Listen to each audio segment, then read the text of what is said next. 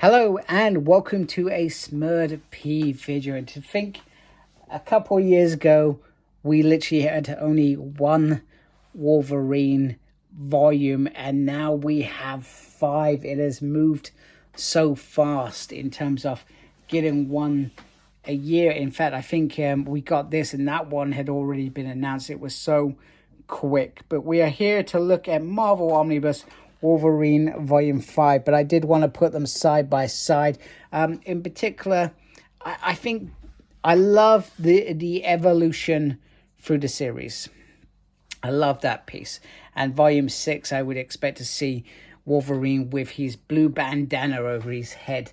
But I think the annoying thing is, I don't know why they did it, is why they moved from this beautiful classic Wolverine to this, and then again to this.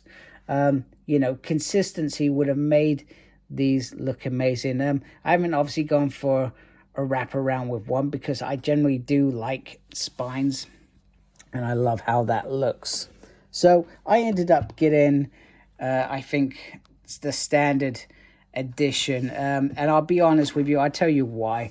As much as I earn well, I have found it hard to keep on top of the releases due to how much they have gone up. And a year or so ago, I was probably praising Marvel Omnibuses because they kept it reasonable. So I'm not sure if it's the shops that are no longer doing them at the reasonable price, but I used to always go for Bin Planet. This time I went to Speedy Hen, for example, because, you know, this was like 20 quid cheaper. I know it's not a direct market cover like I like, but it is what it is. So this is the classic 100 issue, if I've remembered correctly. And to be fair, I have read a majority of this already. Now, this collects Wolverine 76 to 101. So there's a lot more focus on the issues. Then you got Wolverine Annual 95. And then you got Marvel Comics Presents 150 and 151. So that's shrunk down. I'm not sure if they continue off this in terms of Wolverine style. Then you got Cable 16. And then Wolverine EVILUTION. Wolverine and Nick Fury Scorpio Rising. Ghost Rider Wolverine Punisher The Dark Design. Wolverine Reign of Terror. Wolverine Gambit Victims 1 to 4. Uncanny X-Men 332. And Logan Path of the Warlord. And material from Marvel Comics Presents 152 to 155. So maybe there's just a snippet in there, etc. So adamantium, no more. So for those who are watching X-Men 97, this is where the path after in the comics Wolverine went on in terms of after he lost his healing factor. So the idea is that because his healing factor had to work so much on the adamantium, his bestial side was sort of subdued, allowing his don't get me wrong, he's still had his animistic animal side, but there was a little bit more around. He turns a bit more feral and more bestial throughout this next path of his journey.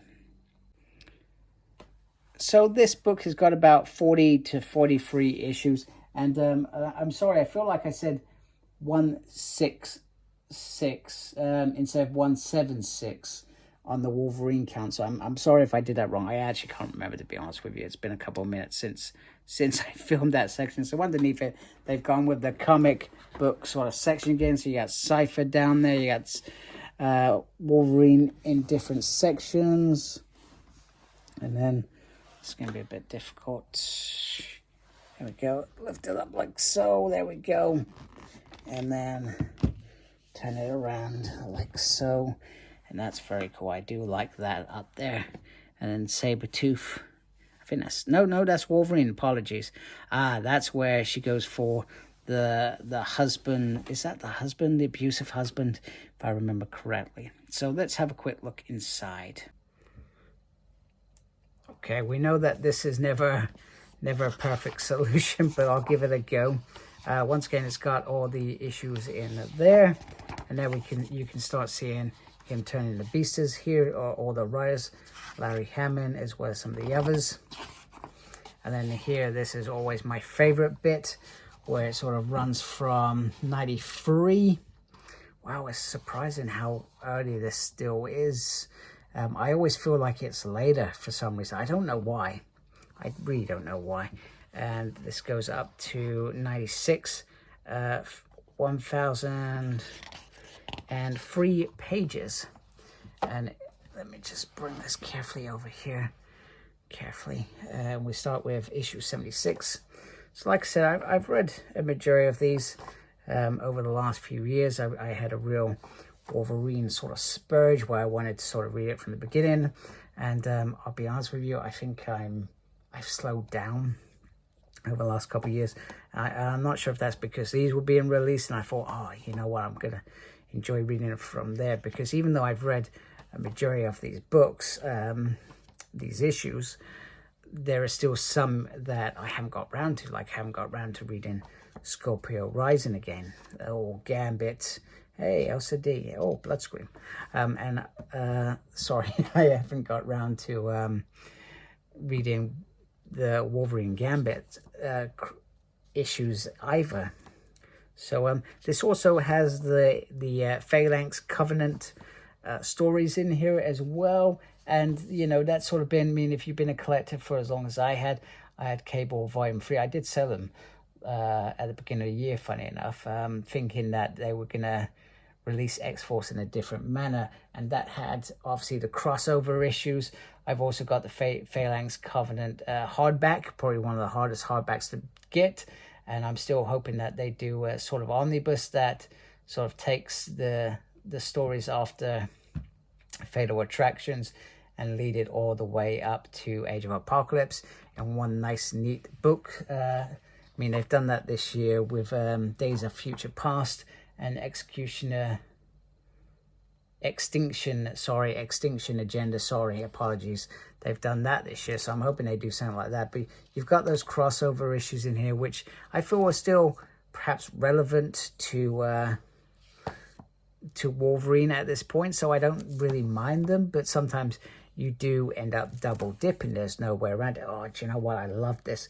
This was one of my first stories, and I've been wanting to read it for a long time. So back when I was a kid in the UK and we got comics, we didn't get necessarily released like this. We didn't have access to comic books, not as much as we certainly do now. And I remember getting this in Amazing X-Men. Oh, I can't remember what issue it was. I loved it. Don't get me wrong. I was 10. I probably didn't understand it like I would now. Some stuff like that just takes me back to my childhood, and I'm like, yeah, I want to read that. Oh, that looks so good. I remember bits that I've read Reign of Terror before, so definitely looking forward to reading some of this. And this is where the art, early 90s art, I was a big fan of, but you can start to see the change in around 96, the change of how the art is. And maybe, you know, I'm usually quite good at just saying, you know what, the artist has a right to what they've achieved and have their own style, and that's why they were chosen to do this. But some of this stuff, I don't think I liked it. I mean, you know, it was a big change from the early 90s to the late 90s, and X-Men in particular, you know, I don't even know who the artist is, so I'm not slagging anybody off, just so I'm clear, because like I said, I just felt it was a big change for me in terms of the art, that I perhaps, you know, didn't feel it as much, so to speak. And if I remember rightly, the issue 100, etc., leads to X-Men the 12, which is Wolverine's step towards, not spoiling it, getting adamantium back. I also forgot to say that there is a X-Men issue 332 in here as well, which I don't think I mentioned when doing this. So go, lots of extras. I like it. Very, very cool. Happy holidays. It's not Christmas yet, people. We've not even had summer. There we go. Some beautiful stuff here. You know, the extras were interesting in the 90s. You know, I'm not sure what people's ideas were with Wizards. I think these are magazines that used to promote stuff that was coming up. Now we just get it on social media, don't we? Let's be honest. It's not probably as fun as it was back there. There's those two editions. There we go. And I think, is that all? That's just some reference. Yeah, Classics, Volume 3. Bear in mind I had the Omnibus, so just some reference to some graphic novels. So there we go. There is another beautiful Omnibus for my collection. I am very happy. Let me know if you've ordered this, you're getting it, you got it, what you like, what you don't like, comment below. And if you like my channel, please support my channel by subscribing. Thank you for taking the time to watch this video. Thank you to everybody who subscribed to my channel already. And as always, embrace geekiness. Take care.